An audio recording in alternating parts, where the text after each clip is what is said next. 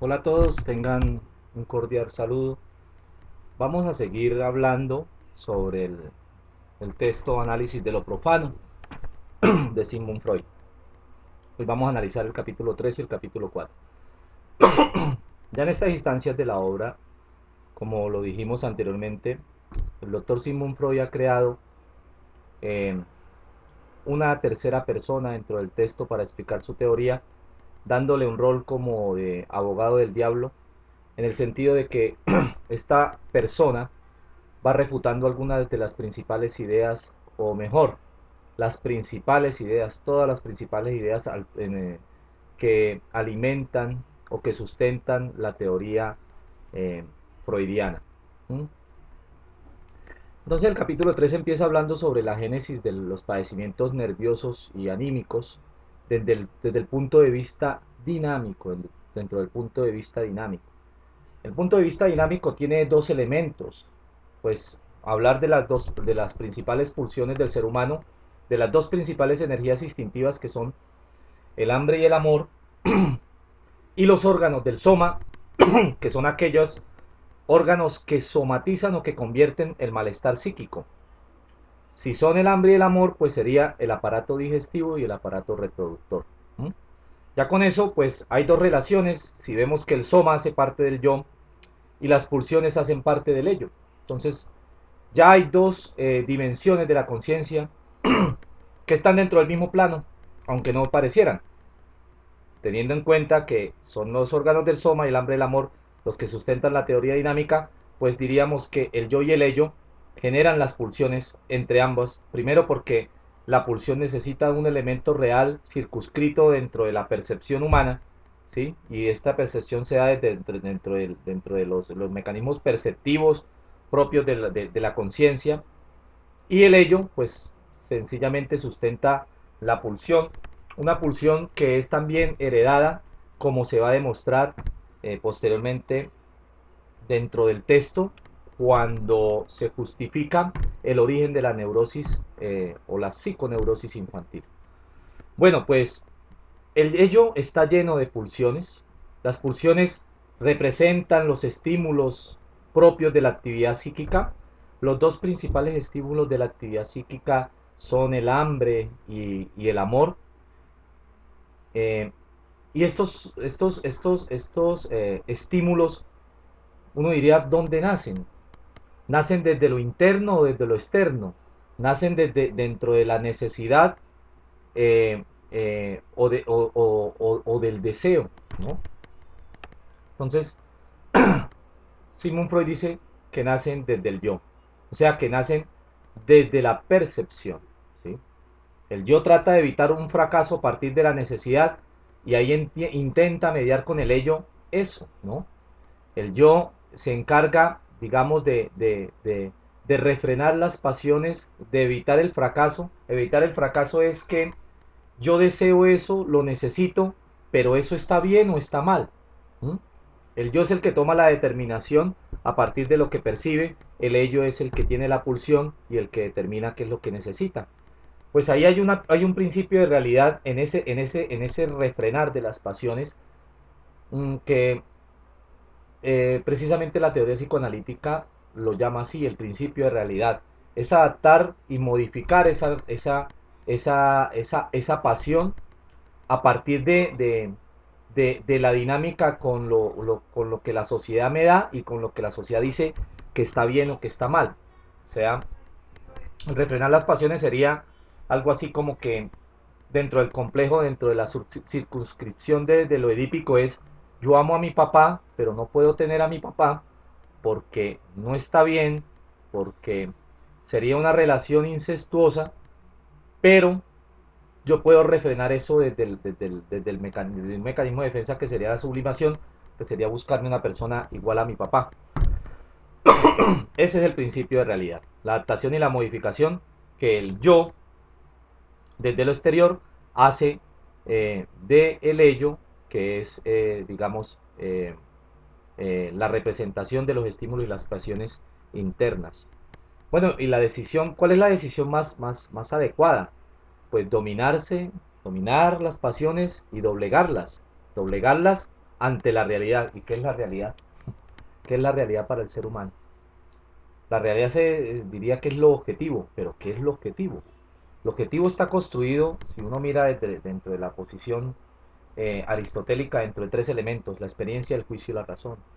La experiencia individual, el juicio individual que se hace a partir de las experiencias que se han vivido, y la razón, que sería la construcción de leyes que le otorgan sentido a un individuo, pero basado desde su vivencia, basado desde su vivencia. Por ejemplo, una persona, una mujer que, que en el marco del conflicto armado ha sido violada por 20, 25 tipos, ella va a tener una experiencia sobre lo que es el matrimonio, los hijos y la familia a partir de esa experiencia real que ella tuvo, que tiene que está dentro de lo sexual, pero que tangencialmente toca otras áreas, y que puede influir sobre las categorías que ella tiene sobre esas áreas. Entonces fue un acto de violación, pero ella a partir de ahí pues no podrá creer, o es razonable que no pueda creer en lo que es una familia, en lo que es un matrimonio y en lo que son los hijos, ¿no? Ahí, a partir de eso, ella constituye su clave sobre su sabiduría. Y bueno, la sabiduría popular, o la etnometodología, que sería eh, cómo las culturas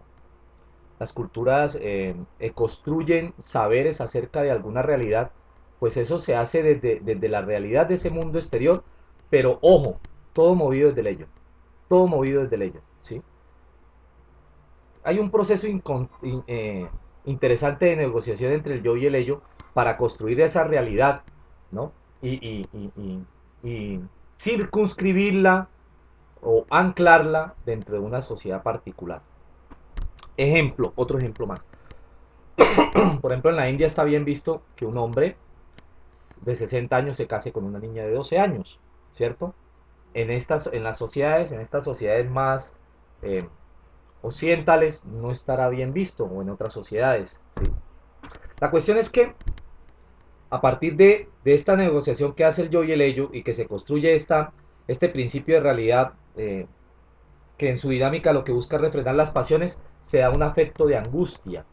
El afecto de angustia es vigilar esas situaciones traumáticas que son operar en favor de la construcción social, de la construcción cultural, tratar de ir en pos de esa dinámica, que son las repeticiones abreviadas sobre un tema, y eso genera angustia en el ser humano. ¿Cuáles serían esas angustias?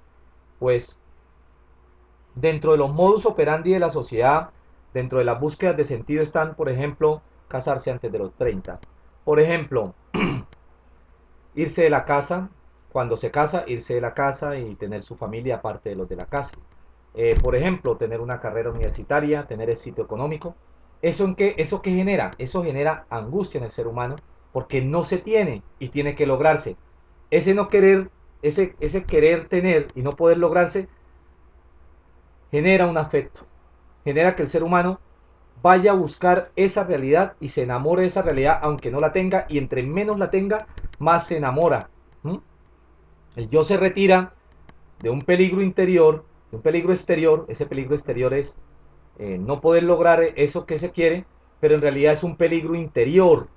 El peligro interior sería eh, no poderle dar al ello lo que el ello busca en su estimulación, y eso genera una represión.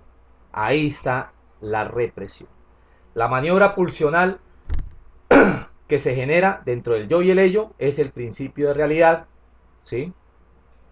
Pero no se sabe dónde empieza lo interior, dónde empieza lo exterior, porque todo nos remite a una involución del ser humano, a un carácter salvaje que es el hambre, el sexo, el sueño, el poder.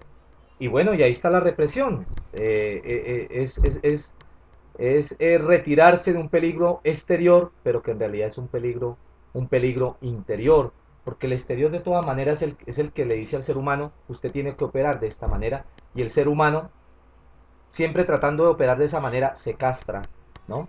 Y bueno, ¿qué es lo que pasa en ese mecanismo represivo que el ser humano debe operar para integrarse dentro de una cultura, pues el yo no puede deshacerse de esa represión y crea una síntesis de la misma.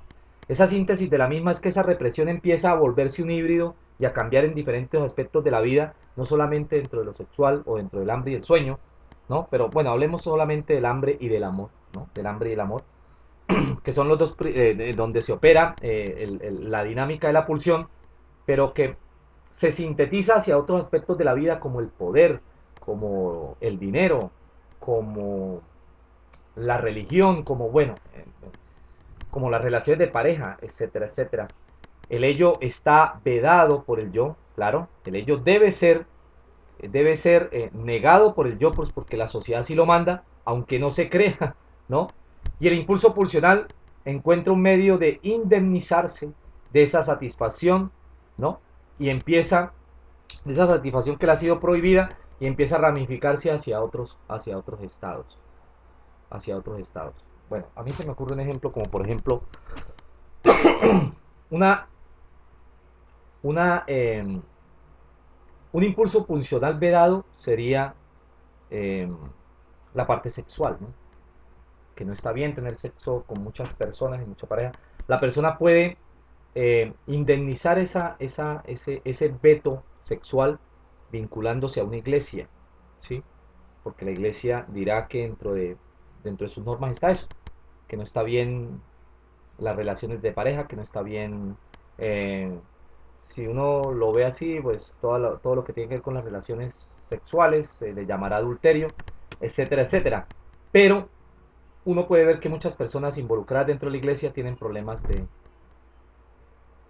hacia actos pedofílicos y problemas de tipo bueno, de conductas sexuales. Entonces, qué se está viendo ahí? Se está viendo que, de todas maneras, ese impulso pulsional prevalece aunque exista el veto por parte del yo. Todo nos devuelve otra vez, digamos, hacia esa naturaleza salvaje que todos los seres humanos tenemos, ¿no? Y bueno, cuando se reprime, cuando hay esa represión, se crean productos sustitutivos, disfrazados, deformados. A eso se le llama síntoma. El síntoma es más que todo una conversión corporal de esos productos sustitutivos. Es un yo coartado en su síntesis, carente de influencias sobre las partes del ello, y ya cuando esa carencia eh, eh, es como una olla a presión y no puede aguantar más, pues se disfraza y se deforma hacia otros elementos, hacia dos elementos que sería el síntoma corporal de la enfermedad y el comportamiento compulsivo. Un comportamiento compulsivo que se ve mucho es los acumuladores compulsivos, el juego, eh, cualquier vicio, las sustancias psicoactivas, el alcohol, eh, bueno, etcétera, etcétera. Bueno, después empieza a hablar, ya dando todo este horizonte, de cómo se forma o cómo se genera la génesis de la neurosis. Pues mira, el yo ha intentado someter de forma inadecuada determinadas partes del ello. Claro, hay esa represión, hay ese choque entre ambos, pero el uno necesita del otro.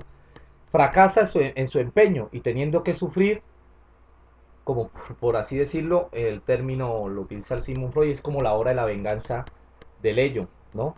Pero bueno, esa hora de la venganza del ello es no más que la consecuencia de un conflicto que hay entre el ello y el yo, que eso se provoca por mantener a costa la docilidad con el mundo exterior, ¿sí? O sea que el ello, como que el yo trata de refrenar esos mecanismos del ello, y a partir de ahí se genera ese conflicto. El conflicto surge por las imposiciones del mundo exterior y lo que el ello dice que él desea. Entonces, pues el yo es fiel a su íntima esencia, toma partido con el mundo exterior y entra en conflicto con el ello. Porque una cosa es lo que se ve, lo que se percibe, y otra cosa es lo que ese instinto pulsional manda. Pues todas las represiones son decisivas, ocurren en la infancia, y así se demuestra eh, con los pacientes y los casos que Sigmund Freud tuvo. El yo toma decisiones, el yo es el que toma las decisiones, y el ello es totalmente independiente. El ello es totalmente independiente. De hecho dice que para el ello no existe la negación de nada, el que niega es el yo, ¿no? Para el ello no existe la prohibición, el ello es totalmente como que neutral, es una energía instintiva que aparece ahí y el yo es el que toma la decisión. Bueno, viendo el origen de esta neurosis infantil, ¿cuál es el fin terapéutico a partir de las consecuencias de estas vivencias de la infancia en la vida adulta? Reconstruir el yo, liberarlo de sus limitaciones, devolverle el dominio sobre el ello perdido a consecuencia de sus pasadas represiones. Cuando la persona empieza a tener sentido sobre las actividades básicas de la vida diaria y control sobre esas actividades básicas de la vida diaria, la persona empieza a sanarse, empieza a sanarse. Hay un malestar psicológico muy común que son los ataques de pánico. Cuando la persona empieza a liberarse de los ataques de pánico y a encontrar cierta mejoría, por más mínimo que sea, la persona empieza a mejorarse, ¿sí? Porque se está liberando poco a poco de su limitación. Y a veces esos estados esos ataques de pánico, como síntoma o como comportamiento compulsivo, obedece a productos sustitutivos que son disfrazados y que están deformados, ¿sí?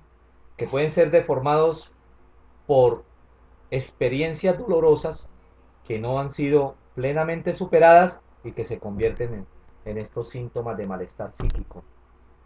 Bueno, pues el terapeuta, ¿qué debe hacer a partir de esta situación? Buscar las represiones efectuadas, mover al yo como protagonista, porque el ello no es protagonista. Si el ello es protagonista, pues la persona lo que sencillamente va a hacer es eh, generar o transmitir su falta sobre el otro. Hay una ausencia total de voluntad y decir, no, es que el que tiene la culpa es otra persona, no yo. Y buscar mover a la voluntad humana, para corregirla en su ayuda, resolviendo los conflictos de una forma adecuada. Resolver el conflicto de una forma adecuada moviendo al yo es decir, oiga, usted tiene la voluntad de cambiar y usted es el responsable directo de ese cambio, ¿sí? Ahora, hay otro elemento clave ahí, que es que si estas situaciones, que son represiones efectuadas, ocurren en la infancia, la mayoría de ellas son olvidadas. Cuando se recuerdan, eso puede tener un efecto terapéutico de mucha fuerza, de mucho impacto, ¿sí? ¿Por qué? Porque, digamos, es necesario devolver al sujeto a ese momento particular que ha generado el trauma y que tiende a repetirse eh, en diferentes épocas de la vida, y que si se repite es porque hay una necesidad, un deseo y un goce de repetir esas experiencias, ¿no? Pero bueno, esas experiencias, así no se repitan a veces en la vida diaria, se repiten en síntomas, sueños y ocurrencias espontáneas del sujeto, lo que se llaman los lapsus linguae o los actos fallidos. ¿Cómo la ven? Entonces, hay situaciones basadas en síntomas, sueños y esas ocurrencias de los lapsus linguae o los actos fallidos que llevan al sujeto a regresarse a un conflicto anterior, que va a tener una consecuencia ulterior en la vida del mismo sujeto. O sea, hay una referencia posterior en la vida del sujeto sobre estas situaciones que en la mayoría son olvidadas, ¿no? De eso habla el capítulo 3. El capítulo 4 sigue hablando sobre las neurosis y inicia con una pregunta muy interesante. Dice, ¿será posible que factores importantes como la ética, la conciencia moral y los ideales, y los ideales, digamos, tienen perturbaciones neuróticas? ¿Sí? Entonces, el doctor Freud dice que las neurosis, si vemos que se dan a partir de la represión, son perturbaciones de la vida anímica, ¿no? Y empieza a hablar de dónde se generan esas neurosis y, digamos, cómo se pueden identificar.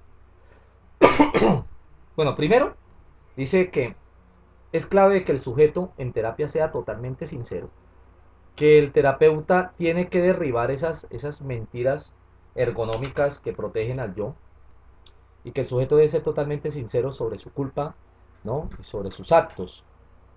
Que las causas de la enfermedad nerviosa, anímica, eh, se dan muchas veces desde el desempeño de los factores de la vida sexual. Ojo, sexual no genital. Sexual no genital. Y tiende mucho a confundirse eso. El paciente debe comunicar digamos, ese análisis eh, que se adapta desde este material, ¿no?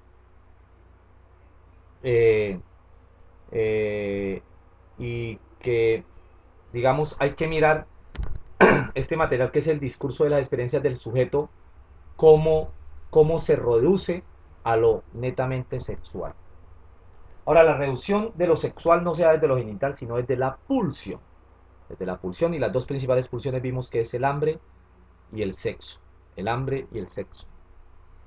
Cuando hablamos de sexo, estamos hablando sobre eh, el carácter individual del ser humano, el germen narcisista del ser humano, eh, y cómo se busca es, digamos, salvaguardar esa integridad del yo y satisfacer una energía pulsional, ¿no? Una energía pulsional requerida desde el ello.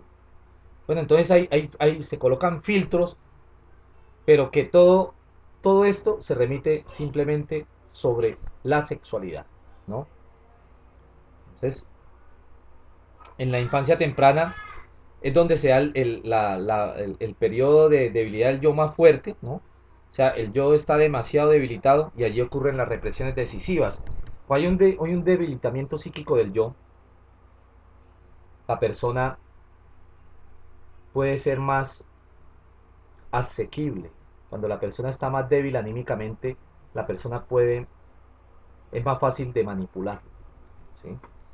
En los programas de terapia de shock que se hacen con los adolescentes en Estados Unidos, que entran en crímenes menores, pero que ya tienen, digamos, cierta, eh, cierto riesgo de llegar a la cárcel, se les da esa terapia de choque y se dice ahí que lo que busca la terapia de choque es generar un debilitamiento psíquico en el adolescente rebelde para que se le pueda ahí sí dar toda la carga discursiva para poder generar una sugestión y un cambio de conducta.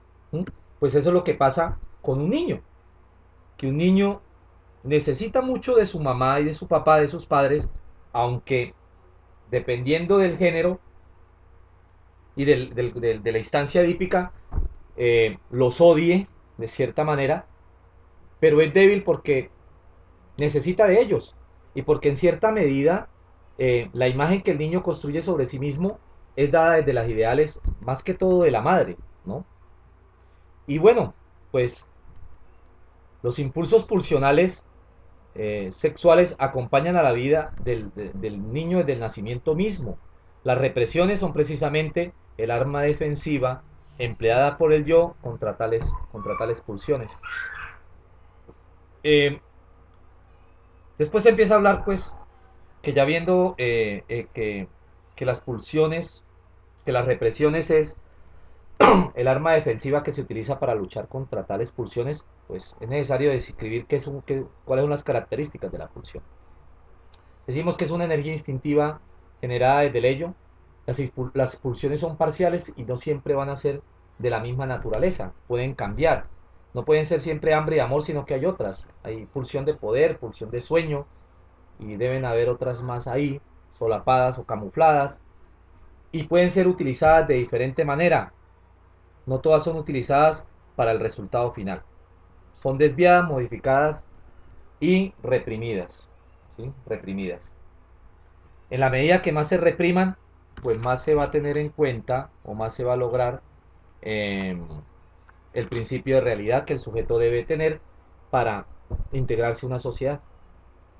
Cuando el ejercicio de la función sexual tropieza con algún obstáculo, obstáculo, la tendencia sexual, la libido, se vuelve con facilidad a tales puntos de fijación. Ojo con esto, hay que repetirlo. Cuando la función sexual tropieza con algún obstáculo, la tendencia sexual o la libido se vuelve con facilidad hacia esos tales puntos de fijación. Por eso es que cuando el complejo edípico no es resuelto de la mejor manera, pues ahí eso es caldo de cultivo para una perversión sexual. Y eso se puede ver en muchos de los casos de los, eh, principales protagonistas de psicópatas, asesinos en serie, eh, y bueno, y otras criminales, eh, que uno ve por televisión y que hay libros sobre ese tema. Por ejemplo, hay el caso de Edward Gain. Edward Gain, eh, su función sexual se da dentro de dos elementos, como cualquier ser humano: el hambre y el amor. El hambre y el amor. Hay un obstáculo para que él pueda elaborar bien su complejo edípico de manera razonable. Y es que la mamá empezó a tener características de función paterna. Al anular la figura paterna que él amaba, él tuvo que deshacerse de esa figura paterna y adoptar la figura materna como ideal de modelado. ¿Sí? Al adoptar la figura materna como ideal de modelado, hay un enamoramiento, enamoramiento modelado, no del padre, sino de la madre. Esto puede convertir al individuo en una persona homosexual. No es que la homosexualidad sea una psicopatía, sino que en un principio fue un tema de perversión sexual dentro de la teoría freudiana. Para Edward Gain, ¿eso en qué se convirtió? En que la madre, eh, en que la madre, al ser también un padre, se convirtió en una madre simbiótica tóxica, y él empezó a ver la figura materna simbiótica tóxica, eh, en otras mujeres, y empezó a aniquilarlas y a matarlas, y se convirtió en un asesino en serie y las despellejaba. Incluso esta pulsión iba más allá de lo sexual y de la muerte, y empezaba a hacer abrigos, máscaras, incluso artículos de cocina como cucharas, pocillos, etcétera, camisas, chaquetas con las glándulas mamarias. La pulsión va más allá del amor y llega incluso a terrenos de lo creativo, de lo creativo.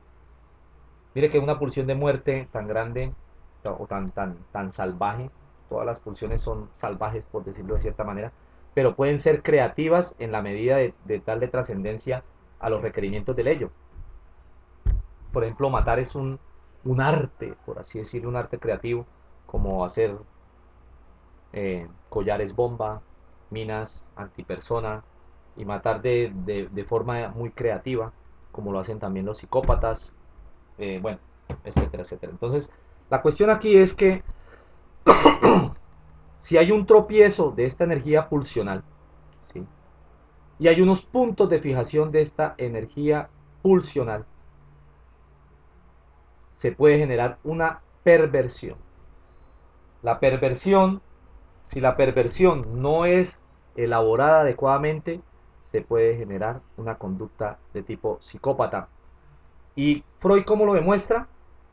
Con tiene como referentes la familiaridad con la civilización y la mitología griega y egipcia. Entonces utiliza complejo edípico, ¿no? Para también la experiencia de Narciso, ¿no? Para ver se ejemplifica esta teoría y esta perversión sexual. Después empieza a hablar de la etapa de latencia. Digamos que hay un momento ahí en la vida del individuo en que las pulsiones no son tan importantes, que es más importante, digamos, los procesos de socialización. Desde los 5 años hasta la pubertad, la sexualidad no realiza un progreso alguno, como que se abandona, se olvida, se marchita, porque el individuo empieza a ir más en posición del yo, ¿no? En decir, bueno, qué es lo que le causa pudor, repugnancia, moralidad, porque está los padres dándole toda esa carga castrativa al individuo, diciéndole, esto no se debe hacer, caca, cochino, hay que ir a misa todos los domingos, hay que hacer esto, vaya, confiésese, pida permiso, pida el favor, salude, bueno, ese tipo de cosas, ¿no?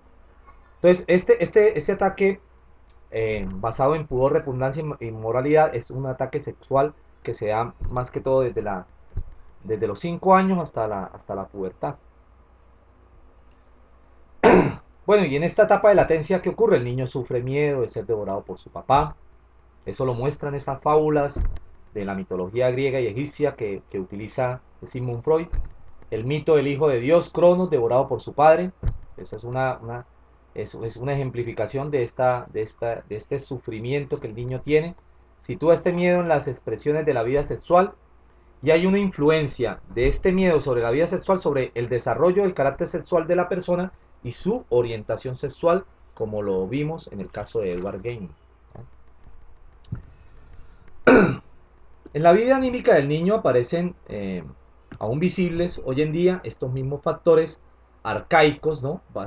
Porque si se ven, digamos, en estos personajes de la mitología griega y egipcia, quiere decir de que esto ha acompañado en toda la vida al sujeto a lo largo de su historia y que el niño repite esta historia y que tiene, digamos, eh, como desarrollo psíquico estos elementos, estos elementos narcisistas, estos elementos edípicos, estos elementos incestuosos presentes en su vida, ¿no? Y que ahí muestran cómo la sexualidad infantil no se desempeña básicamente como un órgano sexual, ¿no? Eh, y para ello, digamos que el órgano sexual femenino, que el niño no lo ha descubierto, pues porque el niño lo que ve es el pene, y la niña no ve la vagina, sino que ve una ausencia de pene, y eso lo habla ahí Sigmund Freud. Dice, todo el acento recae sobre lo masculino, sobre lo masculino. ¿Cómo está eso ejemplificado desde lo arcaico? Los tótems, ¿sí? El tótem, ¿no? Por ejemplo, los obeliscos, por ejemplo, bueno, todas las significaciones de carácter fálico que dicen que el hombre es el que tiene el poder, que el hombre es el que tiene el poder y que, eh, por utilizar ese término lacaniano, que la mujer no existe, que la mujer es la ausencia de hombre, ¿no? Entonces solamente se ve lo masculino como presencia y ausencia. Entonces en la vida sexual de la niña, digamos, sabemos que la niña construye el edípico de manera diferente al niño, ¿no? Porque la niña ama a la mamá, pero tiene que también tener competir con la mamá por el amor del padre, a diferencia del niño, que el niño ama a la mamá, ¿cierto? Ama a la mamá y no tiene que competir con ella, tiene que competir con el papá, ¿no? Después, digamos, el niño simplemente enamorándose del papá y enamorándose de la mamá del niño, pues él lo que tiene que hacer es modelarse a las actitudes del papá. Entonces, viendo esa construcción edípica femenina, la vida sexual de la mujer adulta, continúa siendo, dice Sigmund Freud, un dark continent, o sea, una parte oscura, un elemento eh, poco descubierto, poco explorado de la psicología. O sea, la mujer nadie la entiende. En eso estamos todos de acuerdo. La niña lamenta grandemente la falta de un miembro sexual equivalente del masculino, se considera disminuida por esa carencia, ¿no? A eso es lo que se le llama la envidia del pene. No es que la niña esté mirando la vaginita y diga, ay, yo no tengo pene. No, es dentro del modelado y el rol social que se le da a la mujer y que la mujer tempranamente identifica y, en esa relación con la madre, la carencia o la ausencia de poder, ¿no? Esos son elementos metafóricos.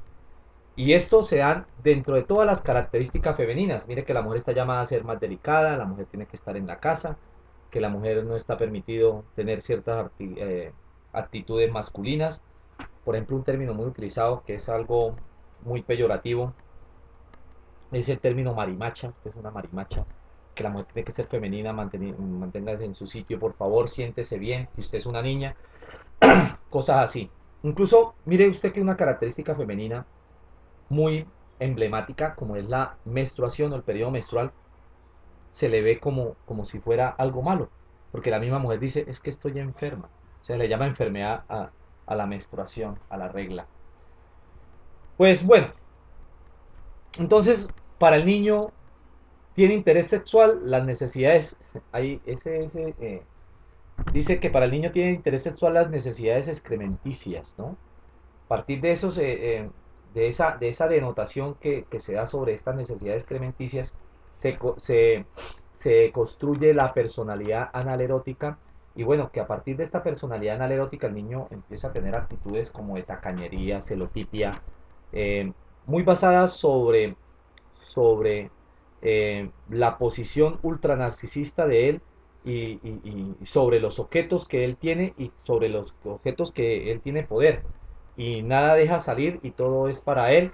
Eh, bueno, esta es la personalidad analerótica, ¿no? Freud lo explica mejor, digamos, en el texto El chiste y su relación con el inconsciente. El chiste y su relación con el inconsciente. No hay nada mejor para el ser humano, digamos, y basado en esta posición de la personalidad analerótica, tener control sobre algo y decidir cuándo se puede soltar.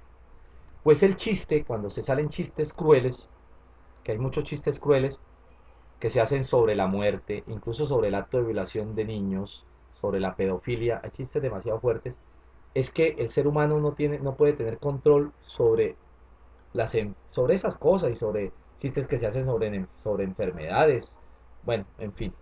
Cuando fue la matanza de Edward Gain, se hacían chistes allá en este pueblo sobre ese evento. Es una visión perversa, pero la visión perversa en el sentido de cambiar esa realidad, ¿sí?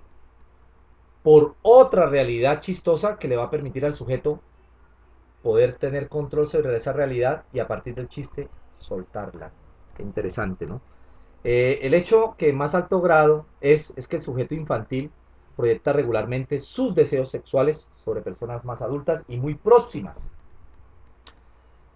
Y aquí empieza a hablar más sobre las incidencias del elemento edípico o de la construcción edípica en la vida adulta. Por ejemplo, en la etapa de adolescencia, el niño empieza a interesarse en personas afines a él. Ya no tanto el padre, la madre, el hermano, la hermana, sino que empieza a interesarse sobre las primas y las primas hermanas. Incluso para muchas personas las primeras relaciones sexuales fueron con primas, ¿no? Eso que permite, digamos, tener cierto control, ¿no? Porque ese primer objeto, es tener control sobre ese primer objeto amoroso y pervertirlo. El primer objeto amoroso es la madre, pero ¿qué es lo más cercano a la madre? Pues los hermanos, y después de los hermanos vienen los primos, y entre primo y primo más me le arrimo, ¿no? Pues en el caso de los adolescentes se construye con la prima y posteriormente en el adulto pues se genera esa metonimia de darle las propiedades de ese padre sobre otro sujeto, ¿no? Y se metaforiza la idea del padre en ese galán, en ese príncipe azul o en esa doncella que todo hombre quiere tener. La niña, en esa relación con el padre, se construye una tendencia hacia la bisexualidad, claro que sí, porque ya sabemos de que la niña construye el complejo edípico diferente al niño, porque la niña se enamora de la mamá también, pero se enamora del padre. Entonces hay un elemento sobredimensionado hacia lo bisexual, ¿no? Que no favorece el lesbianismo o la bisexualidad, no señor. O sea, totalmente contrario.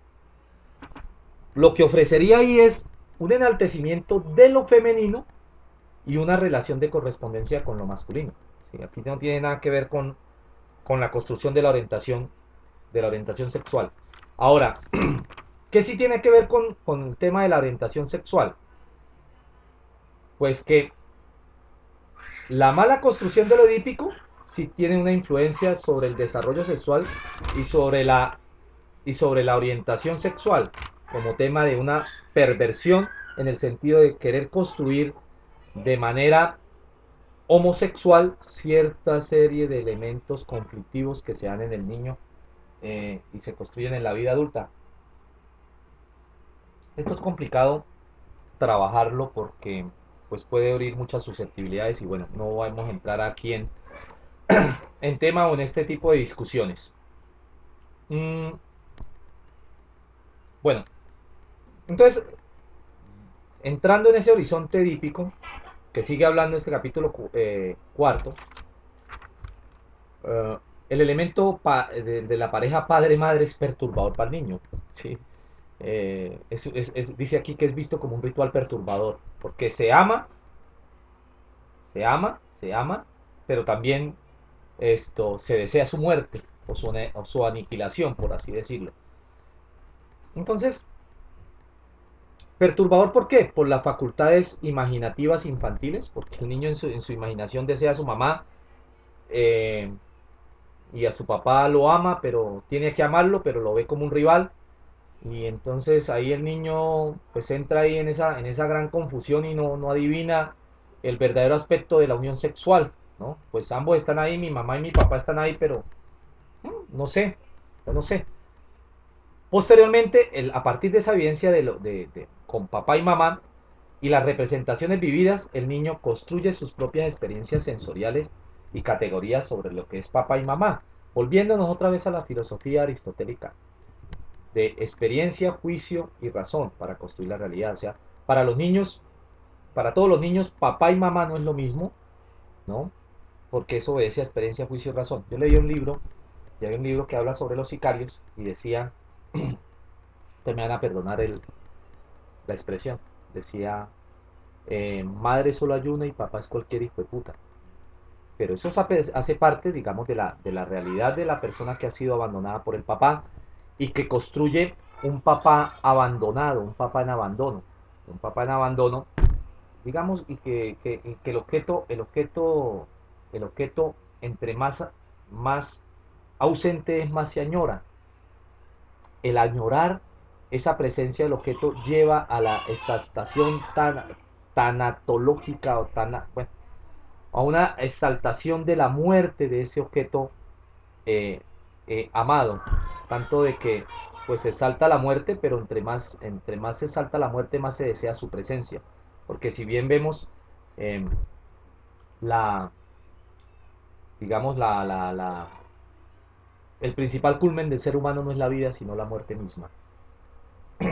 Bien, entonces, cuando se resucita este complejo en la pubertad, puede acarrear graves consecuencias, ¿no? Dependiendo de cómo se ha construido este complejo edípico. Eh, pues ya lo vimos, ¿no? Si se construye una madre simbiótica tóxica, se puede generar se puede dar vivencias homosexuales, y lo del homosexual es lo de menos, sino que sí se puede dar elementos de perversión sexual. Y hay niños, hay señores que les gusta mucho la pedofilia, hay personas que... eh, ahora bien, noten ustedes que el 31 de octubre hay muchas mujeres que les gusta disfrazarse de, ¿de qué? De niña colegiala. Díganme ustedes si esto no es una manera de sublimar, bueno, no utilicemos el término sublimar, si disfrazarse de colegiala con minifalda, liguero, como si fuese una niña, no es una manera de disminuir el conflicto psíquico del ello que genera esa perversión sexual hacia lo infantil y convertirlo en un producto sublimado a partir del disfraz. Porque así es, ¿no? Así es. La cuestión es que está solamente la fiesta de disfraces y todas esas prácticas que pueden tener como fantasía sexual algunos sujetos para resucitar ese complejo edípico, ¿sí? Pero si se resucita ese complejo edípico y va más allá de la resurrección y digamos que ocupa todas las esferas del ser humano, pues eso sí puede tener graves consecuencias porque la persona va a vivir en posición de cumplir con estos requerimientos de esta fantasía. Una fantasía que genera angustia si no es cumplida, ¿no? Pues bueno, viendo, viendo la aparición de esta neurosis, ¿no? Y tener la posibilidad de reconstruirla en sucesos infantiles olvidados, produce siempre un gran efecto terapéutico y así lo utiliza el doctor Sigmund Freud, tal cual como le estoy diciendo esta frase. La exacta, ojo, exacta, cuando hablamos de exacto estamos hablando de objetividad. La exacta reconstrucción de los sucesos infantiles olvidados produce siempre un gran efecto terapéutico que permite o no una confirmación objetiva. La confirmación objetiva es ver la realidad tal cual, así, sin ningún tipo de eufemismos, sin dorar la píldora, tal cual. Y eso, digamos, ya sabemos de que el sujeto va a tratar de solapar esa realidad dentro de diferentes eh, capacidades que el sujeto tiene, ¿no? Las principales capacidades son la adaptación, la modificación de esa realidad, ¿no?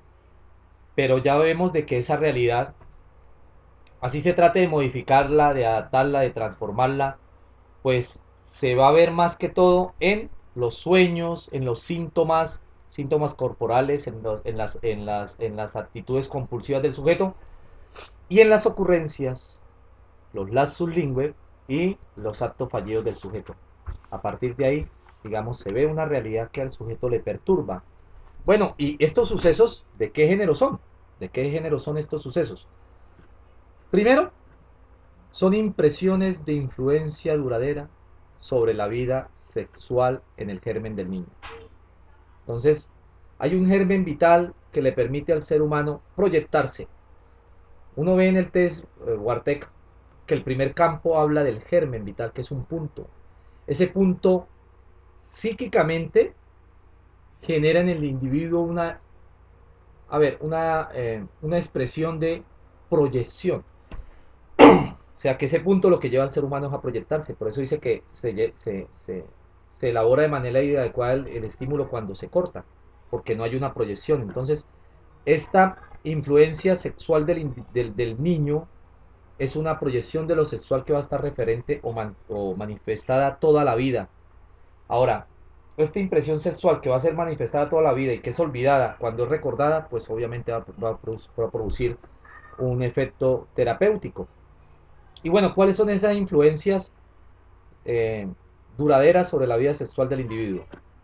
Son dos. Primero, la observación de actos sexuales de adultos, incluso de padre y madre, y las experiencias propias con adultos o con otros sucesos infantiles.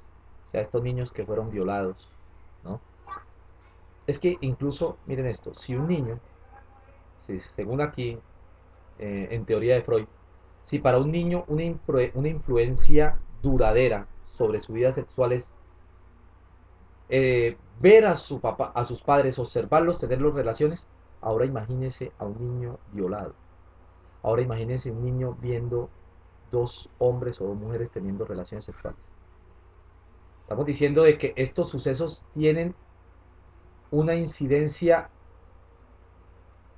muy dolorosa en la construcción de la vida del sujeto. Estamos diciendo que desde la etapa infantil hasta la etapa de la pubertad.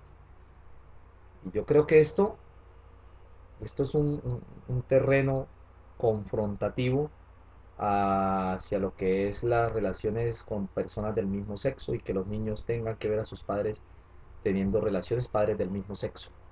Cuando estamos hablando de que, según la teoría freudiana, hay influencia de estas, eh, influencia duradera sobre estas observaciones de estos actos sexuales que los padres pueden hacer sobre sus hijos y personas del mismo sexo. Y bueno, en fin, las experiencias y más aún vivir estas experiencias eh, propias con otros adultos o con otros sucesos infantiles. En últimas, cualquier experiencia sexual vivida o presenciada por el niño tiene influencia duradera sobre y puede convertirse en un problema para él de tipo psicológico como un acto compulsivo o por un problema sintomático, ¿sí? Que poder reconstruir plenamente estos sucesos puede tener un proceso terapéutico. Otro género, otro suceso es las conversaciones de cosas misteriosas e inquietantes. Por ejemplo, conversar sobre la muerte del papá, sobre cómo fue muerto, sobre cómo fue, bueno, etcétera. Incluso conversaciones sobre actos que al niño le dan como miedo, la llorona, etcétera, etcétera. Eso va a tener eh, implicaciones sobre la vida del sujeto. Otro son las expresiones de actos, de actitudes tiernas o hostiles del niño con respecto a sí mismo y respecto a los demás. O sea, personas que el niño amó mucho de infancia o que odió mucho en su infancia. Y otro, análisis de las actividades sexuales infantiles y que han sido olvidadas. Así que lo que haría una persona o un profesional de psicología amante del psicoanálisis y que quiera trabajar proceso terapéutico es devolverse a estos sucesos olvidados, reconstruirlos, ¿no? Para empezar a generar un proceso terapéutico. El proceso terapéutico principal es la racionalización. Es encontrar un sentido diferente a la culpa, eh, a partir de la reconstrucción de estos actos, llevarlos hacia un elemento de construcción teórica basado del psicoanálisis y a partir de allí pues darle otro sentido a esa realidad de dolor. Espero que les haya gustado este análisis del capítulo 4 y 5 de el texto Análisis de lo profano de Sigmund Freud. Nos veremos en un próximo video para trabajar 2 capítulos más de esta interesante obra que nos ayuda a entender más eh, la obra freudiana. Chao, chao y nos vemos en una próxima oportunidad.